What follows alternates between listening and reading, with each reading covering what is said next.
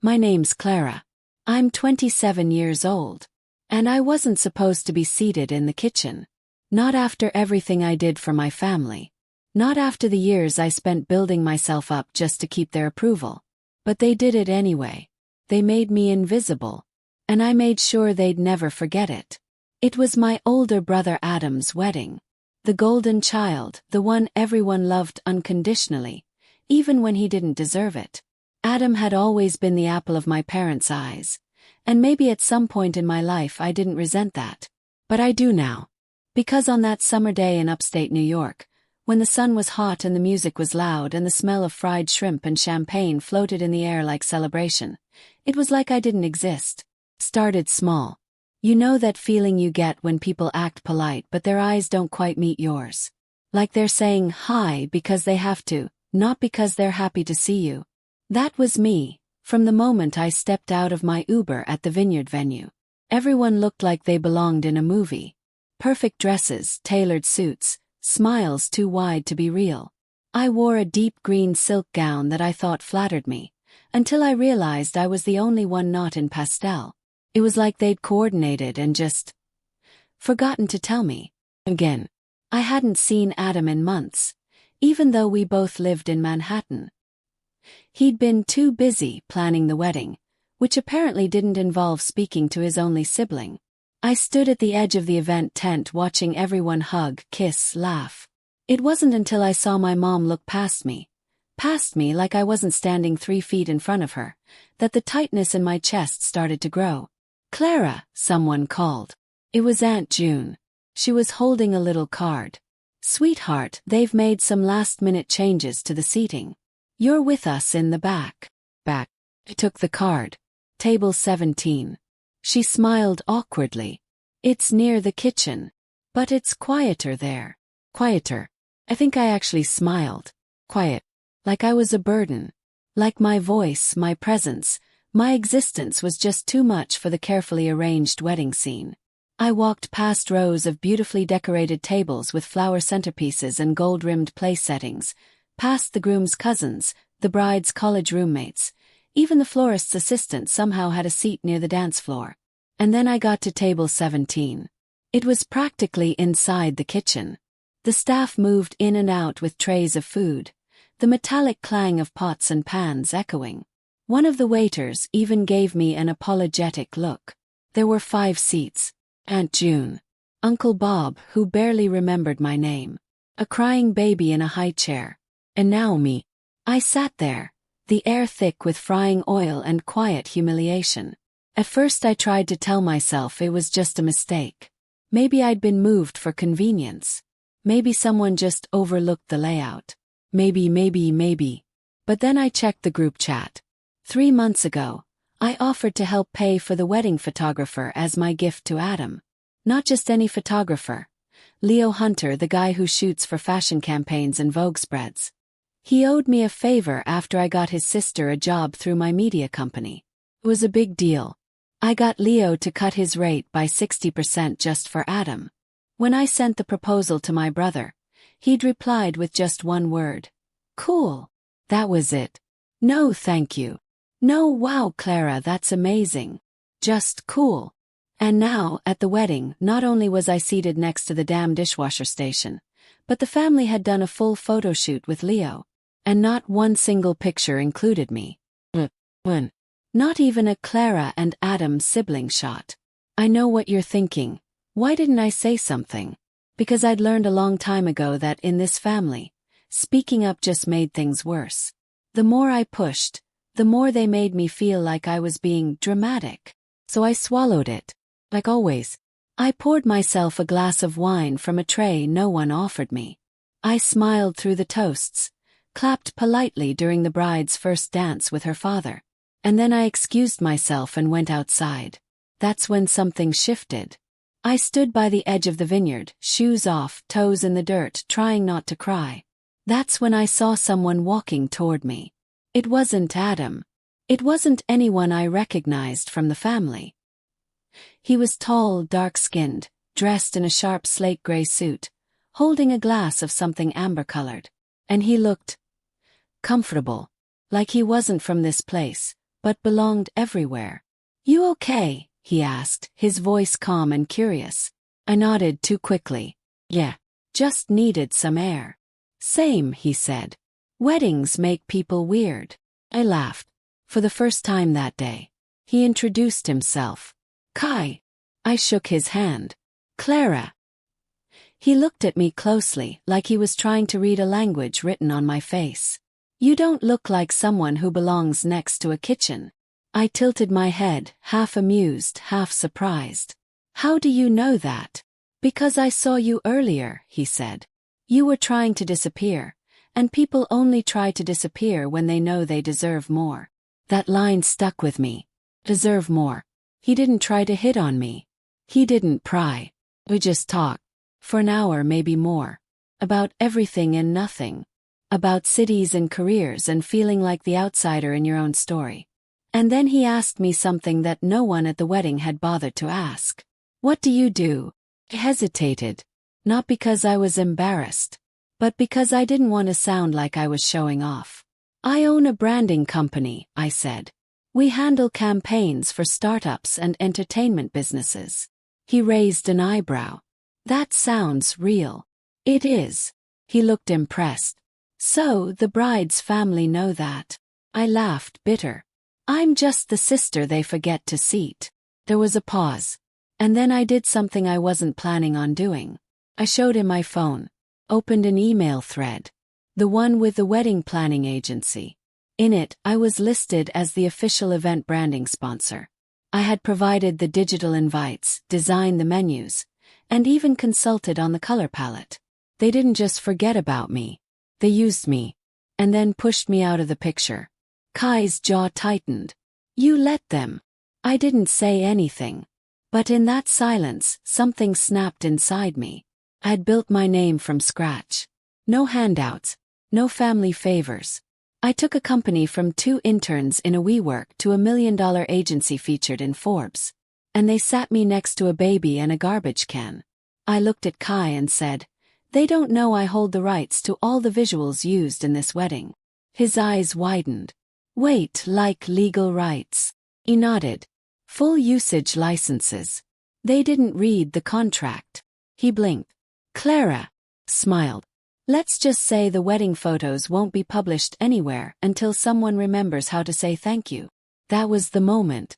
The real moment. I wasn't angry anymore. I was in control. And that changed everything.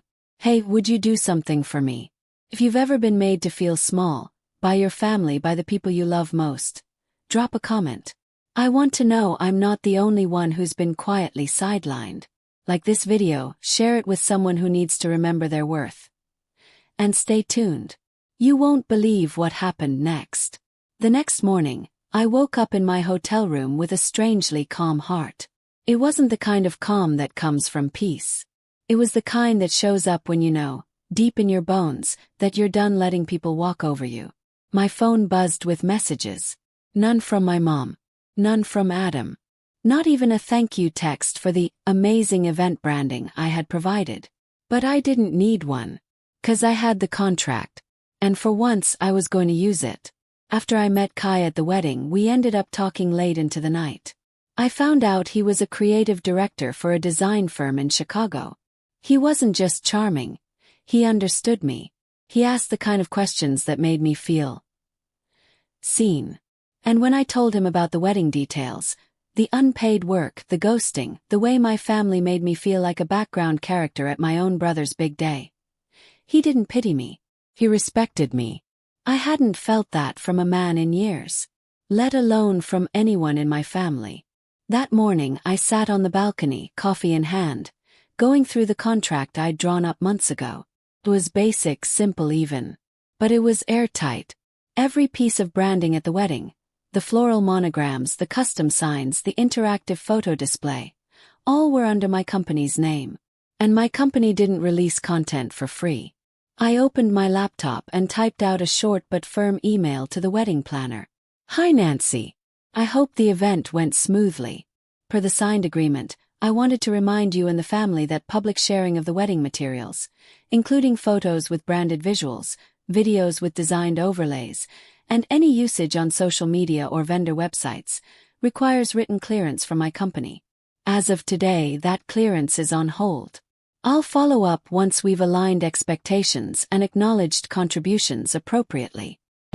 Clara West. Keo Westlight Creative. I hit send. And just like that, I took back something I didn't even realize I'd lost. My power. About an hour later, my mom called. Her voice was too sweet. Clara, honey, I heard from Nancy. She said there's a little mix-up about some licensing thing. Can we talk about that? I almost laughed. A little mix-up. Was I a joke to them? But I kept my voice even. Not a mix-up, Mom. Just a business decision. Silence. Then, as expected, she tried to guilt-trip me. Honey, this is Adam's wedding. This is family. You really want to bring work into it. Work. I wanted to scream. They brought work into it the moment they used me like a vendor and not a daughter. I'm not doing this right now, I told her, calm but firm. I'll be back in the city tomorrow. We can talk then. Blick. I closed my eyes and leaned back in the patio chair. I expected to feel regret, maybe guilt, but all I felt was clarity. I wasn't punishing anyone. I was simply holding them accountable. For once. Later that afternoon, I went down to the hotel cafe and there he was again, Kai. He stood in line ahead of me, looking over his shoulder like he'd been hoping I'd show up. When he saw me, he smiled in that quiet, deep way that made my chest feel uncomfortably warm. Hey, he said. Any fallout? Surprisingly minimal, I replied, stepping beside him. But I'm sure the storm is coming. He gestured to an empty table near the window. Want to wait it out together? I didn't think. I just nodded. We sat there for what felt like hours. He asked about my company, how I started it, the struggles, the setbacks, the way I had to pitch in rooms full of older men who thought I was someone's assistant, the all-nighters, the rejections, the moment I got my first real client and realized I'm really doing this. He listened, like really listened, no fake nodding, no half smiles, just deep, curious attention. And then he told me something I didn't expect. I know what it's like, you know, he said, swirling his coffee. To be the one who doesn't quite fit. I looked at him, surprised. You? He nodded. My family's old money. Chicago suburbs. Law firms and board seats and country clubs. I took a job in design. They thought it was a hobby at first. What changed? Yes. They stopped inviting me to things. Blinked. Seriously? He nodded again, smiling softly. Last Christmas, I had dinner with my intern because no one else remembered to include me. That's when I realized. I was chasing a seat at the wrong table. I swallowed hard. His words hit deeper than I expected. That was exactly how I'd felt for years. Always chasing a chair. Never asking if the table was even worth sitting at. We didn't say much after that. Just looked out the window together. Two people side by side. Quietly realizing we didn't need to be accepted by people who never truly saw us. The next day, I returned to the city. Work picked up fast. Emails. Campaign briefs. My assistant Mia had left sticky notes all over my desk with reminders. Life went back to normal. But I wasn't the same. A week passed. No one from my family reached out. Not Adam. Not my mom. Not even a fake "hope you're well" text.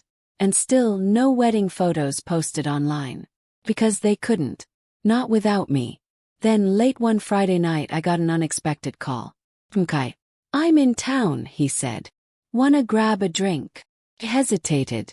But only for a second. Yeah, I replied. I'd like that.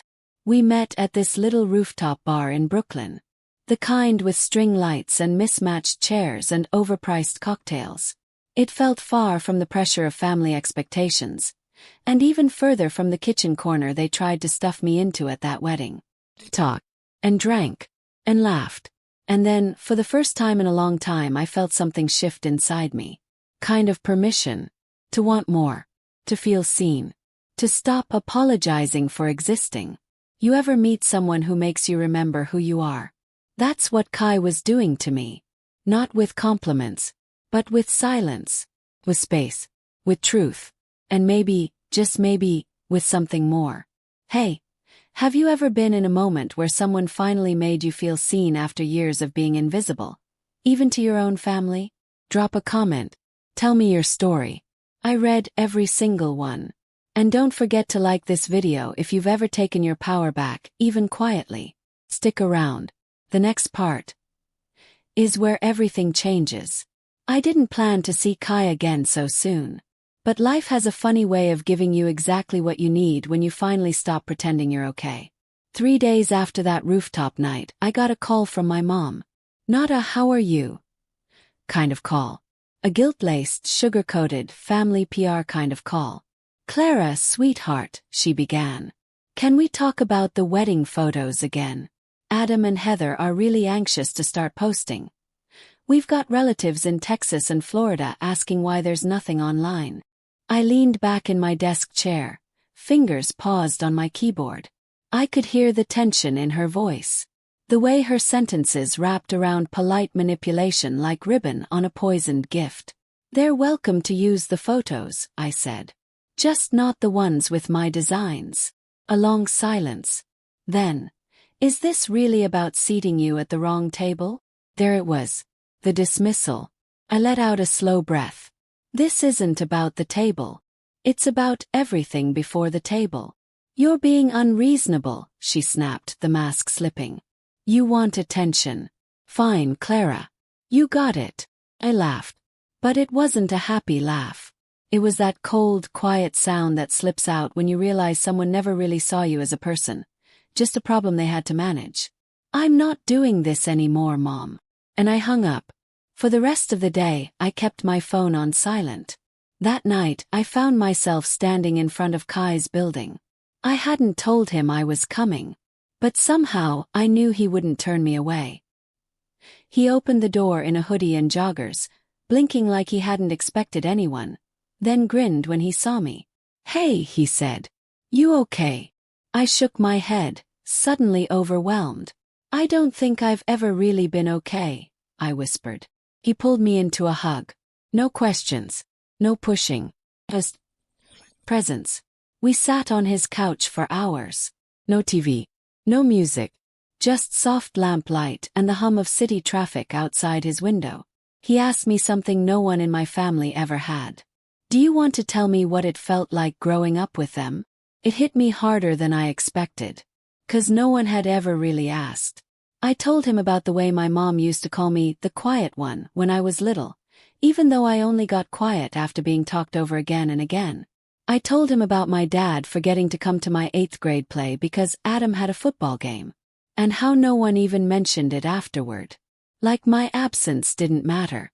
I told him how every time I succeeded at something, Dean's List, promotions, published articles, there was always this undercurrent of, "Yeah, but when are you going to settle down like Adam?" And I told him how tired I was of earning people's love like it was a job interview I was always one smile short of acing. He didn't interrupt. He just reached out and held my hand. That night I didn't sleep with him. We didn't cross that line. But I slept beside him. And for the first time in years I didn't have nightmares. The next morning something shifted again. Not in the world. Me. I was done hiding. Done shrinking. I wore my best Navy suit to the Westlight office and asked my assistant to print out every vendor contract we'd issued in the last 6 months. I added my brother's name to the same client ledger as all the others. Not special. Not family. Just another name on the invoice list. That afternoon I got a call. But not from my mom. From Heather. My sister-in-law. "Clara," she said, her voice nervous. "I had no idea what happened. I didn't know they put you back there. I just found out this week, and, look, I know Adam should have said something, but he's under pressure and—" "It's not your job to cover for him," I said, gently but clearly. He paused. I really wanted you in our photos. Not for PR. For me.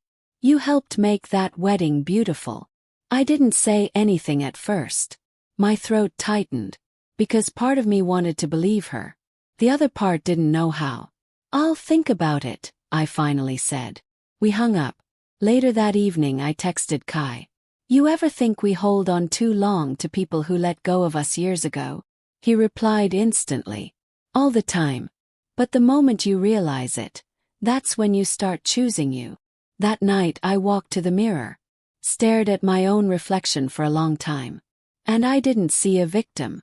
I didn't see the invisible girl at the kitchen table. I saw a woman who built something. A woman who stayed when they didn't clap. A woman who now had the power to choose whether they earned her back. Hey. If you've ever had to fight to be seen in your own family, if you've ever chosen peace over applause, drop a comment. Tell me your story. And like this video if you've ever stood up for yourself after years of staying quiet. Don't go anywhere. Because what I found next in my father's storage unit changed everything. The key was taped under the drawer. I wasn't even looking for it. I was just trying to find an old photo album for a pitch I was working on. Something nostalgic, authentic, the kind of thing brands drool over. My father kept everything in that storage unit. Boxes of receipts, broken watches, the plastic bins of childhood artwork we never wanted to throw away. I hadn't been inside that place since college. Since before he passed. But that day something told me to go. It was raining. Not a cinematic thunderstorm. Just a gray, steady drizzle that felt like the universe was whispering secrets no one wanted to hear. I unlocked the unit, flipped on the single bulb overhead, and started digging through the past. That's when I opened the drawer of his old desk. The one he used to write checks from. The one he once used to hide birthday presents behind when we were little. And taped underneath was a small, flat brass key, labeled in his handwriting, SDB. Federal Union. Safe deposit box. Made no sense. I stood there, heart beating faster than it should have. My father had never mentioned anything about a safe deposit box. Not in the will. Not during his illness. Not in the family meetings where he made sure Adam was in charge of everything. Not once. I pocketed the key and stood still for a long minute. Something didn't sit right. And then a memory hit me, sharp, fast, uninvited. It was the night before Adam's wedding. I'd stayed late at the venue to check lighting for the projection screens. My dad was already gone, of course. He'd been gone a year by then. But my mom had come by with Adam to look over the space. I remember catching the end of a strange conversation between them, muffled through a tent flap. Adam. It's handled. No need to bring that stuff up again. Mom. Well, let's just hope she never finds out. I had assumed it was about something wedding-related. Well, I wasn't so sure.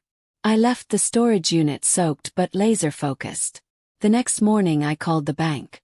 Asked to set up an appointment to access a box connected to my father's estate. It took some legal back and forth, a lot of digging, and a few very polite lies about being his secondary executor. But eventually I got a meeting.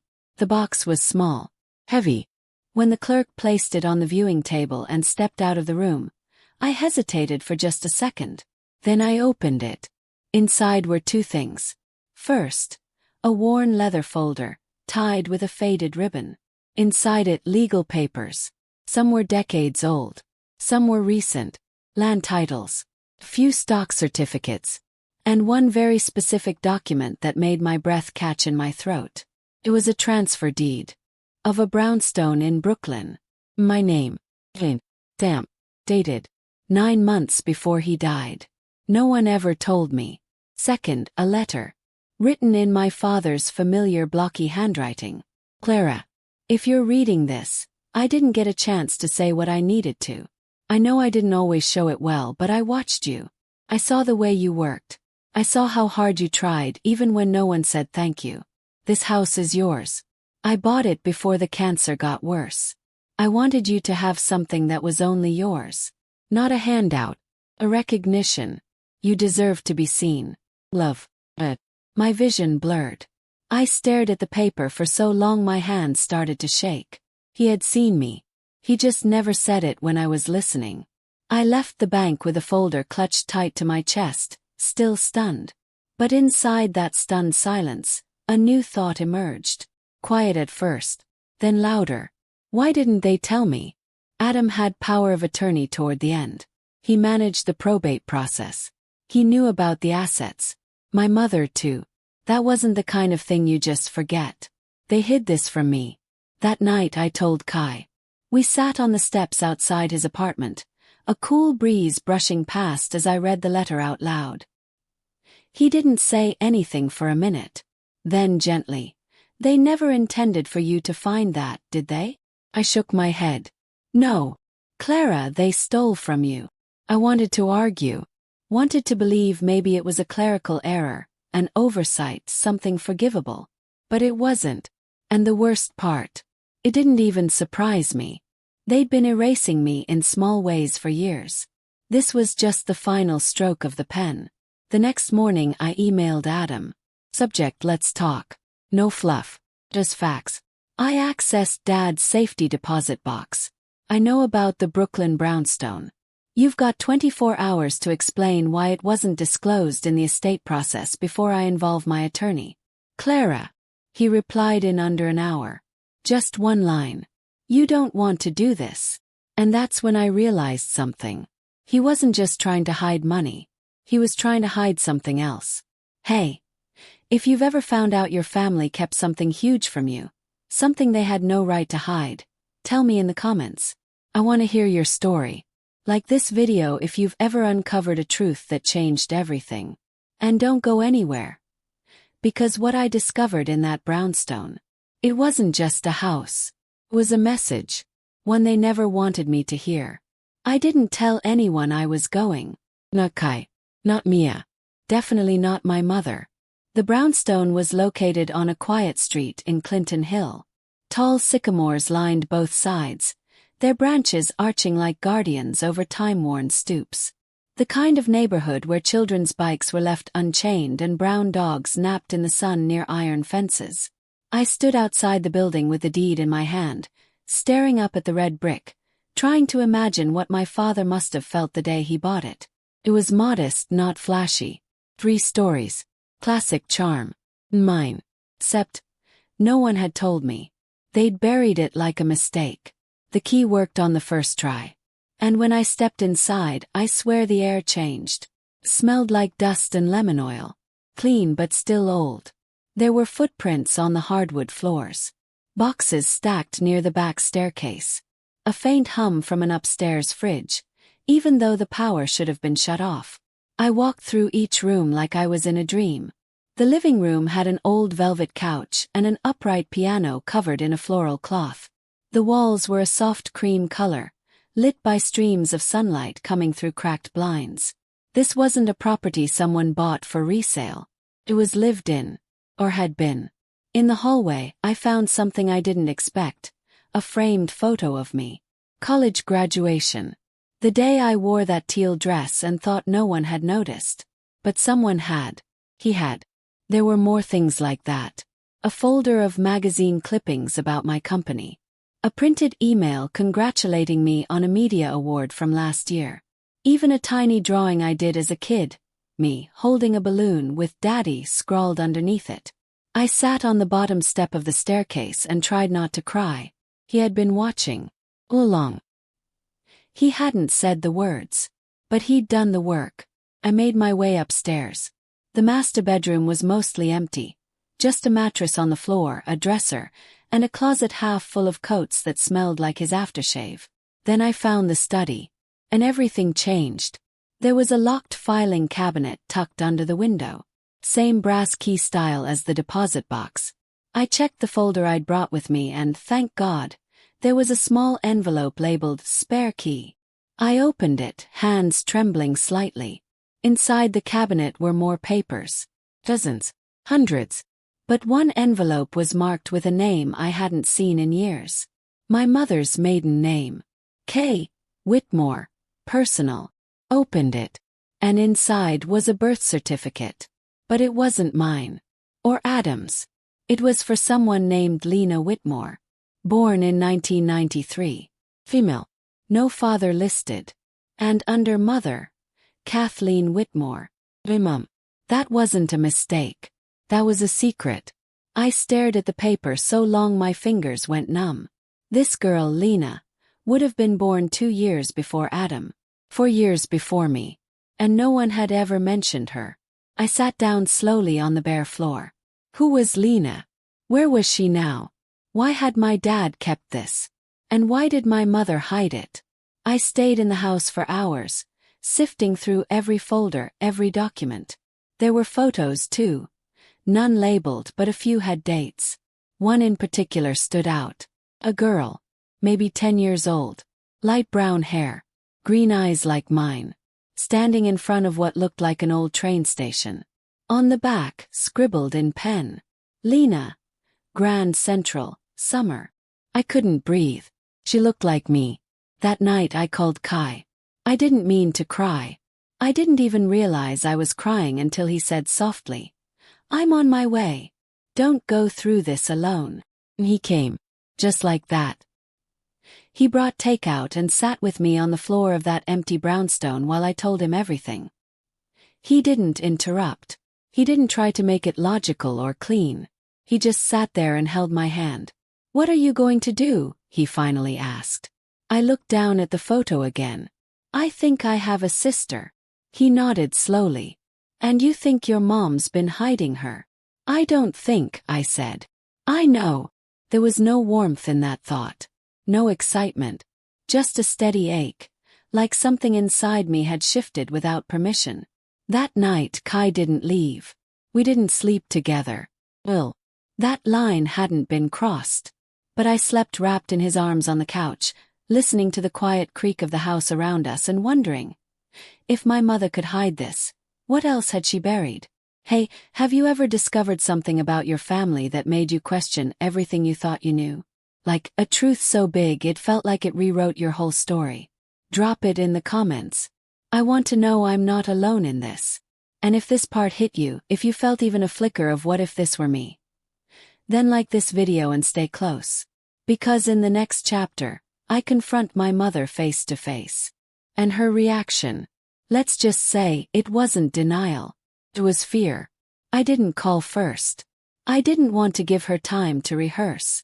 I showed up at my mother's apartment just after 9 a.m. on a Sunday. The city was still groggy from the night before. Quiet streets, the occasional bark of a dog, the smell of coffee drifting from tiny cafes.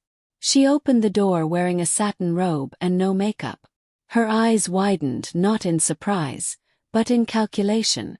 She stepped aside. "Come in." I walked past her into the same apartment I'd grown up in.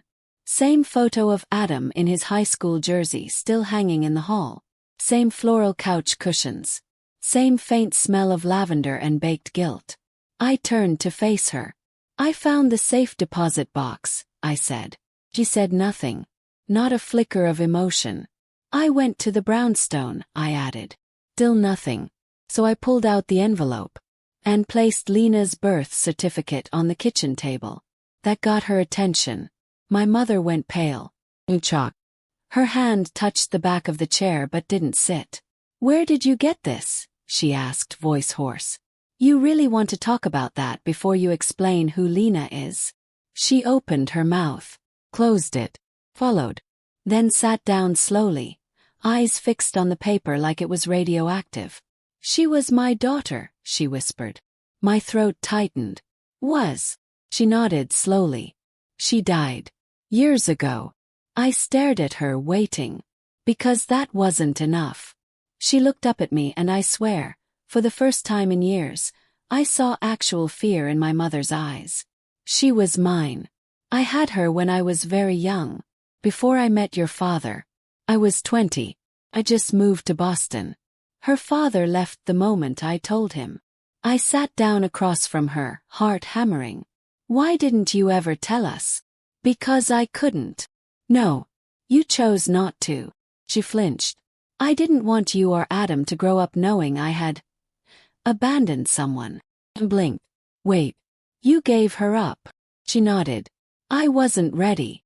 I was broke. Alone. I gave her to a private adoption agency. I didn't even hold her after she was born. There was a stillness between us. The kind of silence that's not quiet, but full of everything unsaid. "You told Dad though," I said. She hesitated. "Not right away. But yes, eventually." And he kept her file. Her photo. She looked away. He tried to find her, I whispered. Didn't he? My mother's jaw tightened. Yes, after Adam was born. He said he couldn't stop thinking about her. He hired someone. We even got an address at one point. But then I got pregnant with you and life happened. But he kept looking, I said. Didn't he? She didn't answer, which meant yes. I stared at the table, at the lines on the certificate. And my mother, this woman I thought I understood but maybe never truly knew. You let me grow up thinking I was invisible, I said. All while you carried this shame like a secret body in the basement. She winced. I spent my whole life trying to earn your attention, I whispered, voice cracking. And you were grieving someone I never even knew existed. Tears formed in her eyes, but she didn't cry. I'm sorry, Clara. I didn't know how to tell you. You told Adam. Asked suddenly. She blinked. You told Adam about her, didn't you? Her pause was answer enough. Understood. You let him be the only one who knew. He was older, she said, defensive. More mature. And I asked him not to tell you. Of course you did, I muttered. Suddenly everything made sense. The way Adam acted like he knew more than me. The way my mother clung to him like a lifeline. The quiet tension whenever family secrets were even hinted at. I stepped back from the table. My mother looked up, eyes watery. Clara, please. I can't do this right now, I said. I need space. I left without another word. Outside the wind was sharp. I walked for blocks without realizing where I was going. My phone buzzed in my coat pocket. Over and over. Finally picked up. Hey, I whispered. His voice was warm and calm. You okay? No. But I need to see you. Where are you? Midtown. Just walking. I'll meet you. We ended up at a bookstore cafe he liked. Tucked between a florist and a Korean deli. Quiet. Full of soft lighting and old jazz. He ordered tea for both of us without asking. Like he already knew I couldn't handle caffeine in that moment. I told him everything. About Lena. About my mom. About the betrayal I didn't even know how to hold. He just held my hand across the table, thumb brushing slow circles on my palm. You think she really died? Asked finally. He looked up. You don't. I don't know, I whispered. But my dad kept her file. Her photo. And it didn't feel like a memorial. I leaned back. You think he found her? I think he might have. Long pause. And I think Adam knows a lot more than he's ever admitted. Kai nodded slowly. So what now? I looked at him. For a long time. And then I said, now. I find her. Hey. What would you do if you found out your family kept a sibling from you? Not just forgot to mention. Actively hid them. Would you go looking? Would you want to know the truth? Even if it shattered the little trust you had left? Tell me in the comments. Like this video if you've ever had to confront someone you loved with a truth they didn't want to hear. And stick around. Because what I discover next, it's not just about Lena. It's about why they needed her to disappear. Started with a name and a date. Lena Whitmore. Born March 1993. I didn't sleep the night after I saw my mother. I lay awake in Kai's bed, staring at the ceiling while the city buzzed outside. Every time I closed my eyes I saw the birth certificate. Photo. My mother's face as she whispered, she died. But something in her voice didn't sit right. It wasn't grief. It was fear. So I did what I always do when my world breaks. Research. I started with the adoption records. The agency my mother mentioned, Whitestone Family Services, was still active, though they'd changed names twice since the 90s. A few online breadcrumbs led me to an archived directory of placements. Didn't give me much. Just numbers. Case IDs. But one stuck out. The date matched Lena's birthday. I dug deeper. The adoption was private, sealed.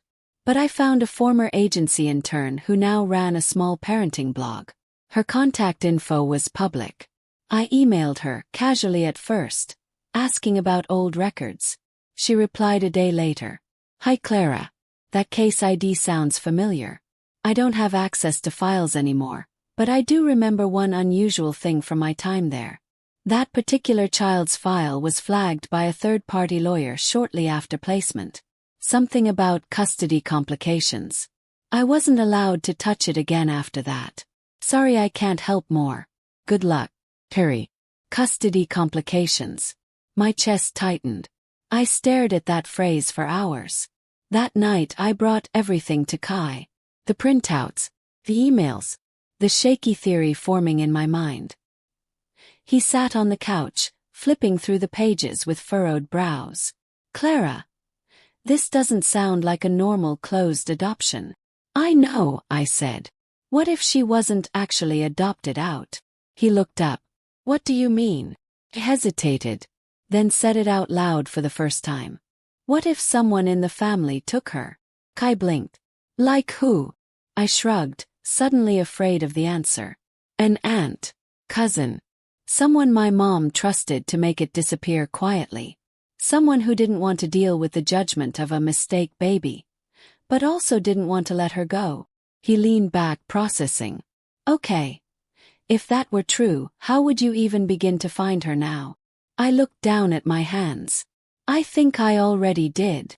Because earlier that afternoon, I'd done something desperate. I uploaded Lena's childhood photo to a facial recognition search engine used by journalists and private investigators. I didn't expect much, but it matched. To a woman named Elena Kay. Living in a small town in upstate New York. No last name. No social presence beyond a few tagged photos from local fundraisers. No job listings. No LinkedIn. Just a face. A woman in her early 30s, with green eyes almost identical to mine. I pulled up one of the photos and handed it to Kai. He stared for a long time, then whispered, "That's her." I think so too. He looked at me. You're going to go, aren't you? He nodded. You sure you're ready? I don't know, I said quietly.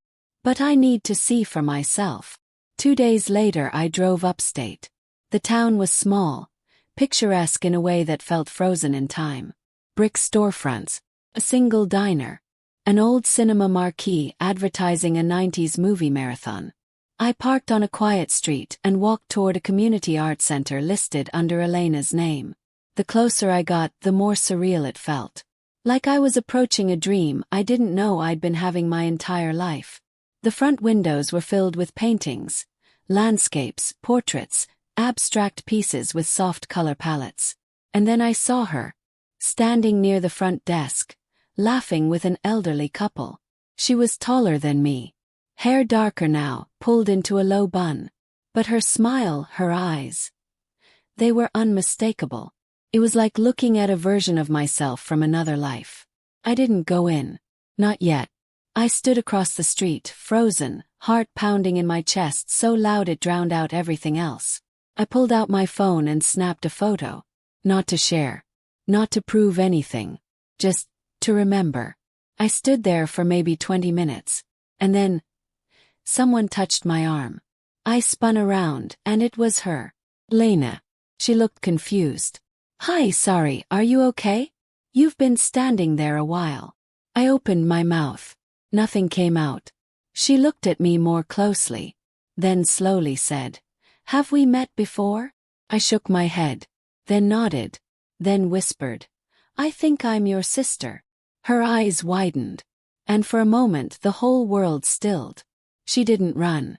Didn't panic. She just stared at me. And whispered, No. That's not possible. I reached into my bag and handed her the photo, the one from Grand Central. She took it, hands trembling. Tears welled in her eyes before she even finished looking. Then softly, That's me. Where did you get this? I didn't answer. Because I couldn't. I was already crying too. She invited me inside. Quietly. Carefully. Like someone opening a door they'd been warned never to unlock. We sat in the back office for over an hour. Neither of us said much at first. Just sat there. Two strangers. Bound by blood. Divided by lies. Finally she said, I always knew something was off. My aunt, the woman who raised me, never let me ask questions. Said I was chosen, but there were no records, no adoption papers, nothing. I nodded, trying to keep my voice steady. They lied to you. They lied to both of us. We didn't hug. We didn't collapse into some movie moment embrace. We just existed in the same room. For the first time in 33 years. And it was enough. That night I called Kai. I found her, I said. He didn't ask how. Didn't ask if I was okay. He just said, I'm proud of you. And for the first time since this all began, I believed it. Hey, what would you do if you found someone you weren't supposed to know existed? Someone who could rewrite your whole past just by breathing? Drop your thoughts in the comments. Hit like if you believe every family has a shadow they try to keep hidden. Because in part 8, Lena tells me her side of the story. And it's not what I was prepared to hear. Lena made tea. That's the first thing she did after we sat down again the next morning in her small apartment above the art center. The place was cozy. Warm walls, potted plants in every window, handmade mugs, and the faint smell of cedarwood and orange. It didn't feel like a stranger's home. Felt like something I had missed my whole life. We sat across from each other at a small round table, hands wrapped around our mugs like anchors. I couldn't sleep, she admitted. Me neither. Then, after a pause, she said, I want to tell you what I know, what I remember. But it might not be what you want to hear. I'd rather have the truth than keep living in someone else's fiction. She looked at me for a long moment, then nodded. I was raised by a woman named Denise. She was always Aunt Denise to me, even though I knew she wasn't really my aunt. She had a sharp temper and soft eyes, and I never quite knew which one I was going to get. She used to say my mother gave me up to give me a better life. But there were rules. I wasn't allowed to talk about the past. Ever. She took a shaky breath. I used to think maybe I was stolen, like in those crime documentaries. But then, when I was around 10, I found a locked box in her closet. And inside were letters. Dozens of them. All addressed to someone named Kathleen. Some signed by a man named Roger. My breath caught. That was my father's name. She found me reading them, Lena continued. She lost it. Screamed for hours. After that, she moved us to a different town, changed our last names, and told me I'd imagined it. I was frozen. Did you ever see the letters again? She shook her head. No, but I remembered one of them. Word for word. She reached for a notepad and scribbled something, then slid it toward me. I recognized the handwriting immediately.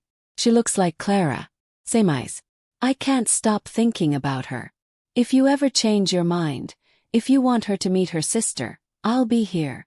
Always. Roger. Tears spilled down my cheeks. He had tried. He wanted us to meet. I don't think my mom wanted you hidden forever, I whispered. But I think someone in our family did. Lena nodded slowly. She always said I was a threat to a fragile house. I never understood it. Until now. We sat there in silence, processing. Then she reached out and gently touched my hand. You know, all these years I felt like a ghost. Like I was haunting a story I didn't belong to. But now, I'm starting to believe maybe we were meant to find each other after all. I smiled through tears.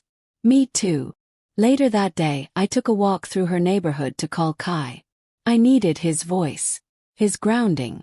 He answered on the first ring. She remembers Dad, I said. He let out a soft exhale. So she wasn't a secret to him. No. She was his reason. I told him everything. The letters. The forced move. The silence Lena had lived in for years. And the guilt, mine, hers, all of it. Clara, he said gently, your dad didn't fail you. He did everything he could. He was just surrounded by people who didn't know how to tell the truth. I nodded, wiping my face with my sleeve. You were right. I needed to know. Even if it hurt. You did the hard thing, he said. And look where it led you. Back inside, Lena was waiting. I want to meet your mom, she said quietly. I want to look her in the eye and ask her why she let this happen. I felt a chill run through me. 'Cause I wanted that too. But I knew it wouldn't be simple. Okay, I said. But we do it together.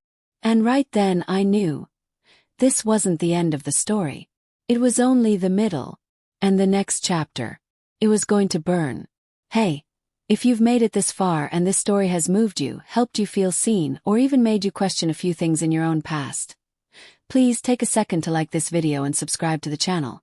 Share it with someone who needs to hear this. Maybe they're holding secrets. Or maybe they're just waiting to be found. And don't go anywhere.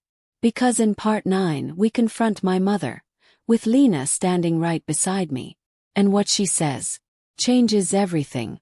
We didn't tell her Lena was coming. We just showed up. It was a crisp Wednesday morning, clear skies. A slow breeze brushing the city's noise into something almost gentle. I held Lena's hand in the elevator, both of us silent. Her grip was firm, but I could feel the nervous tension in her fingers. When the elevator dinged on the 7th floor, she glanced at me. You sure she won't slam the door? No, I said honestly. But we're not giving her the option. My mother opened the door in her gray cardigan and pearl earrings, the uniform of her controlled, composed life. Her eyes flicked to me first, then to Lena, and she froze. Completely. Like someone had unplugged her from the present. She didn't speak. Didn't move. Lena stepped forward. Hi, Kathleen, she said softly. Or, Mom. That single word shattered the air like glass. My mother stumbled back a step, hand clutching the doorframe. No, this isn't. It is, I said, stepping beside Lena. She found me. Or maybe I found her. Doesn't matter. What matters is that she remembers you. And she remembers him. My mother looked as if she might collapse. She opened the door wider. Silently. We stepped inside. The living room was still, like it had been holding its breath for decades. Lena sat first. Straight spine. Poised but shaking. I sat beside her.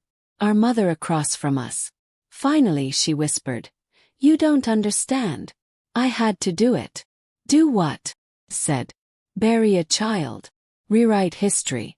Pretend she never existed. No, she said, her voice brittle. Protect you. From what? Lena asked. From me. My mother's eyes finally met hers. No. From him. Silence. Then, who? My mother's lips trembled. Your father. Lena blinked. You told me he left. I lied. Another long pause. My mother's voice was quiet, flat, like someone scraping the truth out from beneath years of concrete. Roger wasn't your father. Now it was my turn to freeze. What? I whispered. She looked down. I met someone before Roger. I was young. Eve. He was charming, until he wasn't. When I told him I was pregnant, he didn't just threaten to leave. He threatened to ruin me. Lena sat still, her jaw clenched. He had money, power, a last name I wasn't allowed to say in public. He said if I kept the baby, he'd make sure I never saw daylight again, that no one would believe me, that I'd lose everything. So I left, quietly, went to Boston, hid my pregnancy, and gave her up. Tears fell from her eyes now, but she didn't wipe them. Roger found out a year after we married. He was heartbroken. But he loved me. And he tried. He hired a PI. Tracked you to Denise. Tried to contact her. But by then, the man who fathered you had eyes everywhere. Denise was paid. Threatened. I don't even know. Lena stood slowly. So you abandoned me to save yourself? No, my mother choked. I did it to save you. Then why did you lie to Clara and Adam? Asked. Her shoulders slumped. Because the truth was too ugly. And once Roger died, I didn't think you'd need it anymore. We stood there in a silence so heavy it bent the light. Then Lena said, You don't get to decide what I needed, or who I am, or whether I deserve to be part of this family. You are part of this family, my mother whispered. You made sure I wasn't, Lena snapped. You made sure I stayed in the shadows. Her voice cracked. And now I don't even know who I am. My mother stood to reach for her, but Lena stepped back. Don't, she said. Not now. I rose with her. My mother looked at me. Clara, please. But I was done. I stared at the woman who raised me, who told me half-truths and turned me invisible, and said, You hit her because it was easier, not because it was right. And I'm not hiding anything anymore. We left without another word. Outside, Lena's hands were trembling. She didn't cry. Not then. Just walked down the block like her legs were remembering how to move without strings attached. Later, back at the brownstone, we sat on the floor and said nothing for a long time. Then Lena whispered, You're the only real family I have now. I took her hand. You always had me. You just didn't know it yet. She smiled faintly. And finally, we both cried. Hey, if you've ever had a moment where your whole identity shifted, where someone you trusted finally told the truth and it shattered everything, tell me in the comments. And if this chapter hit you deep, if you felt that lump in your throat like I did, please share this with someone who needs it. Because now, I learned the identity of Lena's biological father. And let me tell you, I wish I hadn't. The name came in a manila envelope. No return address. No note. Just a single sheet of paper folded inside. Slipped through the brownstone's mail slot one foggy morning. Lena found it. She handed it to me like it might burn. Clean. No embellishment. Subject: Howard B. Langston. Date of birth: March 9, 1955. Current title: Retired Senator, New York State. Known associations: Langston Foundation, Langston and Meyer Law. Confirmed DNA match: 99.7%. Lena Whitmore.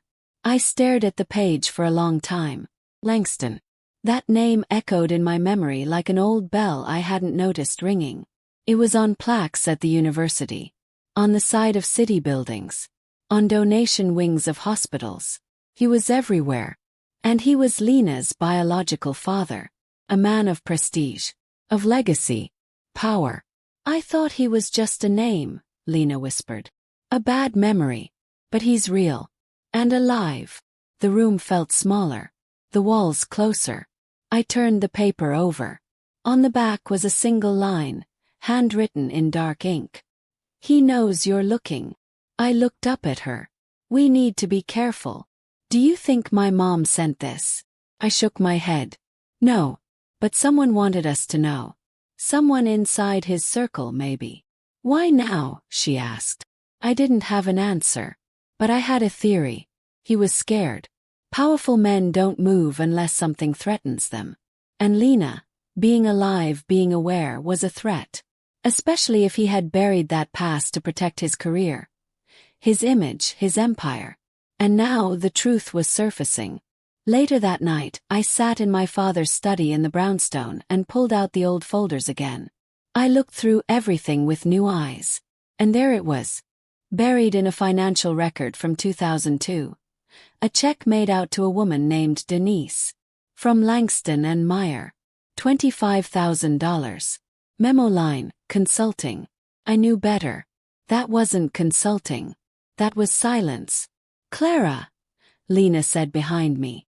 Her voice was small, turned. She was holding another photo I hadn't seen before. A snapshot of my mother, much younger, standing on the Capitol steps. And next to her, Howard Langston, smiling, arm on her shoulder. My mother had known, not just who he was, but what he was. And she stayed quiet, felt sick. He paid her off, Lena said. He paid all of them off.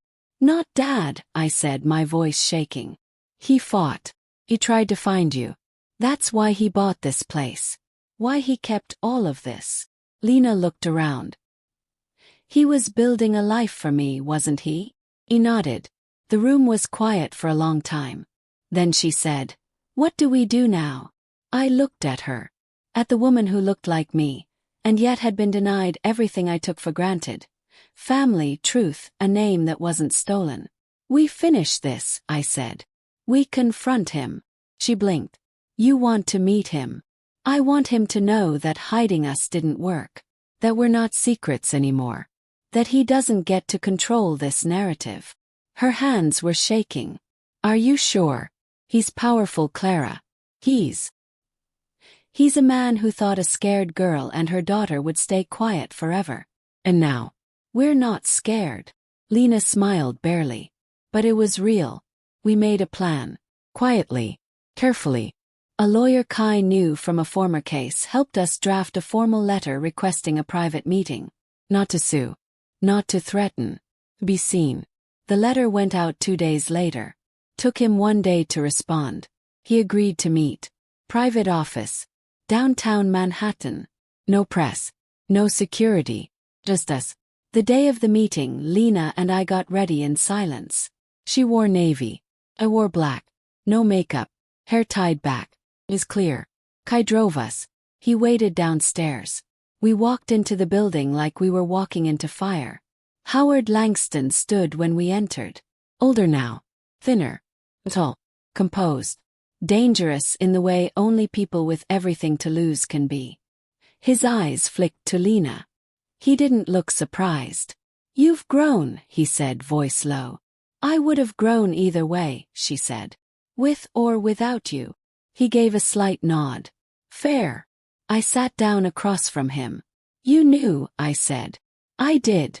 And you buried it. I protected my family. By destroying ours. Then. Your mother asked me to stay away. That stung. But it didn't change what he'd done. You wrote a check to keep Lena out of sight, I said. $25,000. He didn't deny it. She deserved a future, he said quietly. And my involvement would have complicated that. No, Lena said. You didn't want your name on my story. He looked at her. For a long time. You're right. The air was heavy. Electric. The truth sat between us like a loaded weapon. I don't want your money, Lena said. I assumed not. I don't want your protection. I can't offer it anymore. Then why meet us? He looked down at his hands. And for the first time I saw something that almost resembled regret. I have a daughter, he said. She doesn't know about any of this. She's about your age. And when I'm gone, she's going to find my papers. And I want her to know I tried. At the end, Lena's eyes narrowed. You didn't try. You reacted. He didn't respond. There was nothing left to say. We stood. He stayed seated. And as we walked out, Lena paused at the door. Next time you donate a building or cut a ribbon, she said, remember the girl you left behind. Because she's not invisible anymore. We left. And we didn't look back. Hey. What would you do if you met the person responsible for wiping out a part of your identity? Would you scream? Forgive? Walk away? This chapter might have felt heavy. But these are the truths too many families never speak. If this hit you hard, if it cracks something open inside you, like, comment and share. In the final chapter, I make one last move. And it changes all of our lives. Forever. The brownstone didn't feel like a relic anymore. Felt like a beginning. 3 months had passed since Lena and I walked out of Howard Langston's office. We hadn't heard from him since. No letters. No calls. No lawyers. He went back to his world and we stayed in ours. But something had shifted. Lena was no longer hiding. She filed to legally reclaim her birth name. Lena Whitmore. No hyphen. No fake middle name. No initials. Just hers. I made a decision. I sold the brownstone. Not because I wanted to forget. But because I needed to move forward. I used the money to launch a nonprofit. One focused on legal advocacy for adult adoptees and birth parents searching for truth. It's called the Whitmore Project. Named after the sister I almost never knew. She and I now live 2 blocks apart. We meet for coffee every Sunday. We laugh about things that used to hurt. We leave space for the pain, but we don't live in it. And Kai. He never left. The day I signed the brownstone papers, he asked me, quietly, If I wanted to look at places together. I didn't cry. But I wanted to. He never needed to save me. He just saw me. Exactly how I was. Flawed, furious, and finally free. 1 week ago, we held a soft opening for the Whitmore project. Small event. Simple. A rented gallery. A handful of guests. Old case files pinned to walls like artwork. Every story unique. Every pain different. But all of it honest. And just before we closed for the night, a woman walked in. Late 40s. Nervous eyes. Clutching a letter. She handed it to me. Said she saw a flyer. That she hadn't spoken of her child in 28 years. And just like that, the cycle began again. But this time, with truth and healing. You know, I've told this whole story to you like it happened in the past. Like it's over. But here's the thing. It's not. Because there are still families hiding shadows. Still daughters searching for mothers. Still siblings passing each other on sidewalks, never knowing. And stories like this, they're just the beginning. So if you're still here, if this journey grabbed you by the heart, made you look inward or kept you coming back for more, then you already know. This channel is different. This is where the real stories live. The messy ones. The revenge that's slow and earned. The confessions that feel too raw to be fiction. So don't just like this, subscribe. But only if you're grown. Only if you're ready. Because the stories coming next. They're deeper. Darker. More real than anything you've heard yet. And they're not for everyone. Just for the ones who know. That sometimes silence is the most dangerous inheritance of all. So hit that subscribe button. Share this with someone who's been through something. Someone who's felt invisible. Someone who deserves to be heard. Because we're just getting started. And the next story. It'll shake you in ways you didn't know were possible.